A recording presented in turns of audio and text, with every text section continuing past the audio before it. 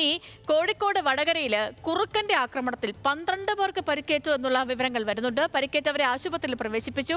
2 പേരെ വീട്ടിൽ കയറിയാണ് കുറുക്കൻ കടിച്ചു പരിക്കേൽപ്പിച്ചത്. കുറുക്കനെ നാട്ടുകാർ തല്ലിക്കൊന്നു എന്നും വിവരങ്ങളുണ്ട്. ലെറ്റ് വർഗീസ് ഉണ്ട്. ലെറ്റ്, കുറുക്കന്റെ ശല്യം കൂടുതലുള്ള ഒരു മേഖലയാണോ ഇത്?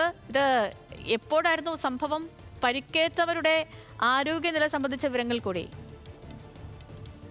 ഇത് വടകരയെ സംബന്ധിച്ച് നോക്കുമ്പോൾ വടകര നാദാപുരം ഭാഗത്ത് ഈ അടുത്ത കാലത്തായി കുറുക്കന്റെ ആക്രമണം കൂടി വരുന്ന ഒരു സാഹചര്യമാണുള്ളത്.